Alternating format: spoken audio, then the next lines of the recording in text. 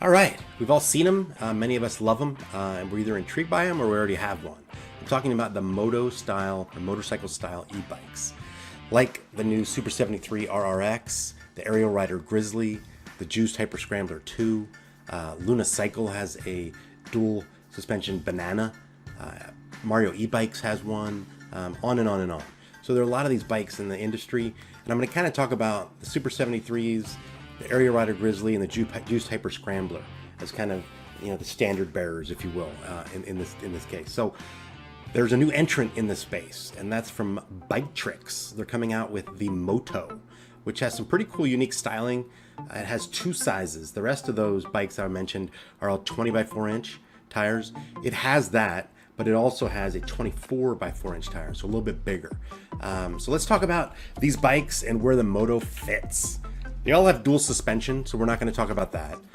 But in terms of batteries, like the Grizzly and the Hyper Scrambler, too, the Moto has dual batteries, but it only has 48 volt, kind of like the single Super 73 RRX has a 48 volt.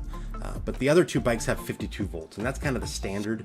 So I do revere them for having two batteries, but it would have been better to have 52. But still, nonetheless, dual batteries, it's not bad. In terms of the motor, it does kind of fall short here. The Super 73 RRX has a 1200 watt hub motor. The Grizzly has two 750 watt. The Hyper Scrambler has 1000 watt. And the Moto has a 750 watt. So a single rear motor, 750 watt.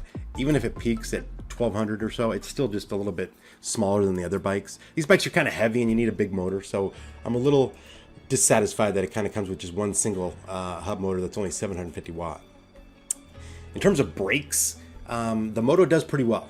Like the Grizzly and the Hyper Scrambler 2, it has hydraulic brakes, disc brakes. The Super 73 RRX only has mechanical. But unlike all the others that only have 180 millimeter rotors, the Moto has 200 millimeter rotors. And I'm not like some, bike technician, but I understand that the bigger the rotor, the more stopping power. So that's pretty cool. That's a nice advantage. It does, unfortunately, again, fall short in terms of gearing, drivetrain. The Hyper Scrambler 2 has an 8-speed. The Grizzly has a 7-speed.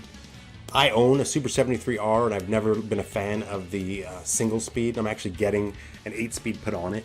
But like the Super 73 RRX, the Moto only has single speed. So that's unfortunate.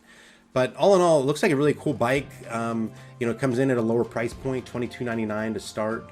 That's a little bit cheaper than the others. So it does have a chance, and I'm sure it's going to do well. Biktrix is a nice company with some really good bikes. They have a good reputation. So if you're interested, check it out, biktrx.com, and hopefully it's gave you some insight. Like and subscribe, please. Thanks for watching. God bless. Peace out.